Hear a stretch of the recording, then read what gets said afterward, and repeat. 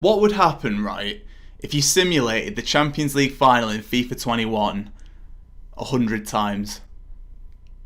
Well, in this video, we're going to find out. Over the next few days, I'm going to be spending a lot of my spare time simulating matches in FIFA 21. In addition to that as well, I've managed to convince some of you lot to help me as well. You'll be able to see the highs and the lows of this challenge because it's going to be an absolute pain. You'll see all of the disconnects that happened along the way and pretty much everything that just kept going wrong with this. How we're going to do it is pretty simple. We're going to set up a game between the computer on Legendary for 4 minutes each half with stoppages, cutscenes or whatever it is in the game. Let's just say that each game comes to a total amount of 15 minutes per game, which should be around, let's just do the maths there, yeah, 1,500 minutes to make this video there or thereabouts. At the end of this video, we'll see how both teams got on. We'll go through the goal scorers, we'll go through the amount of goals scored, the possession and everything in between. But just before we get into this video, lads, this video is going to be sponsored by Mill Factory once again. If you do want to go and buy yourself any cheap FIFA 21 coins, make sure to click the link in the description and go over there. And as well, boys, I am going to be streaming the Champions League final tonight. I just thought that this would be a pretty cool video in between.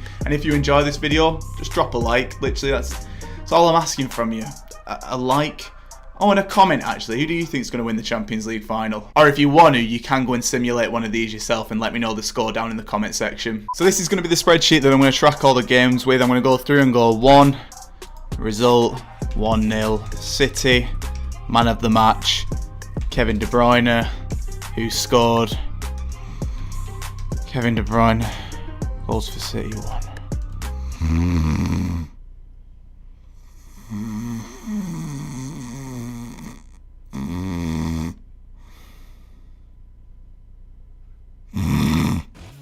I wasn't sleeping.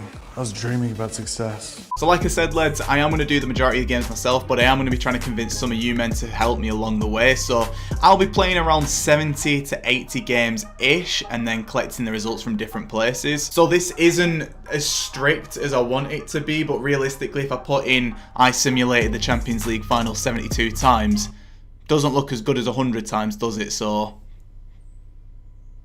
clickbait. Rap snitches, telling all their business, sit in the court and be their own star witness. So I started this challenge with a bit of a sense of optimism, to be honest with you, and then as soon as it started I realised, oh dear, we are in trouble.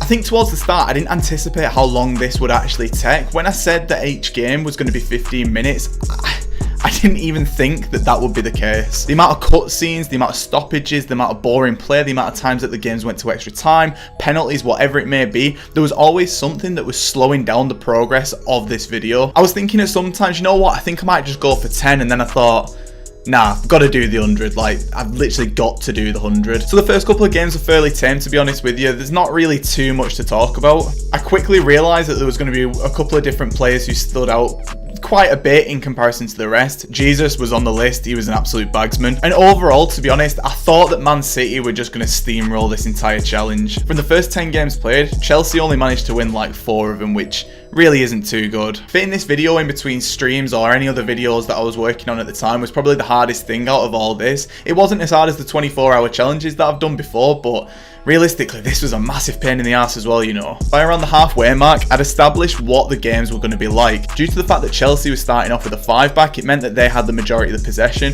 It also meant that a lot of the games were pretty low scoring. I can't imagine that Chelsea are going to play a 5-back in the Champions League final, but if they do, I expect it to go to extra time or penalties. Another big thing that was a massive pain in the ass through all of this was the fact that the games kept freezing. Now, if I replayed the games over and over and over again, each time that I replayed the game, there was a higher chance that the game just crashed and I had to start from absolute scratch. I managed to recruit the help of a couple of people in my Discord. In addition to that as well, I managed to convince some of my real life friends to send over some results. I even went on my PlayStation to get some results as well. And around the 80 game mark, I was just about done with this challenge, to be honest with you. Both City and Chelsea were having the first share of wins, and at this point I didn't really know who was going to win, to be honest. And I think that was the one thing that kept me going with this challenge, was I actually want to know who wins all of these games. Fast forward though to Saturday morning, coming up to the 99th game, and this is where the problems started happening again. In the 99th game, the game froze and I had to replay the game where Chelsea won on penalties, with Kante getting man of the match while scoring himself a goal and KDB getting a goal in a 1-1 draw, which eventually went on to be penalties, which left us into our final game. So boys, the time has come for what I think is roughly about the 100th game. I've sort of lost count at this point with what I'm even doing with my life, to be honest with you. Again, said it during the 24-hour trading challenge.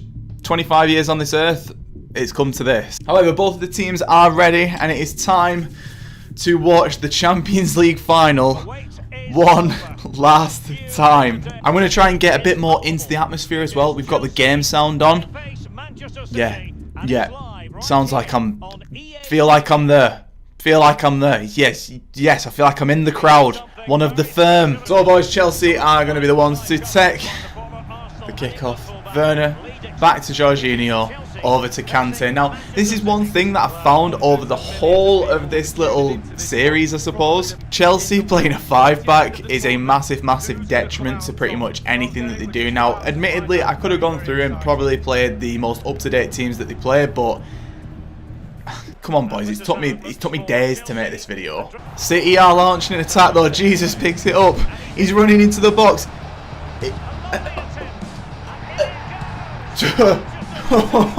Calm it down, my mate. My guy has literally just ran into the box and just dinked it in the Champions League final. Are you messing? Are you messing? De Bruyne's got it. He's dancing into the box. Is Thiago Silva going to commit? He is as well. And Chelsea have actually got the ball back. Now it's time for a counter-attack. Vamos. Go. Werner, do something, please. For the love of God, do something. Werner, over to Pulisic. Lays it through to Kante. Kante, stop that, mate. And he runs off and celebrates on his own. He's running all the way to the manager. He loves it. He loves it. What can you say?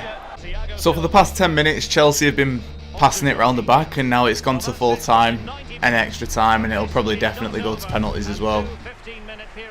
Kovacic over to Giroud, big man who's been subbed on. If you're ever in doubt, boys, for a last-minute winner, you bring Giroud on, and he's dancing in the middle of the pitch with 1 minute added time. Can they have one last attack? Havertz, come on, do it for the last game, Just do it, just do it. Top-class defending. This game, man. So, boys, we go to a penalty shootout. No messing from Giroud. Christ, let me get me bearings. De Bruyne next. These penalty shootouts go too quickly. Am I seeing things right? Has De Bruyne just missed a penalty? Havertz to take one next. It's a sublime penalty. Aguero. Obviously, I was going to say, not the ideal scenario there. City have missed 2. And Ziyech has just scored another. So City literally have to score this if they want to win this final. He's got to score.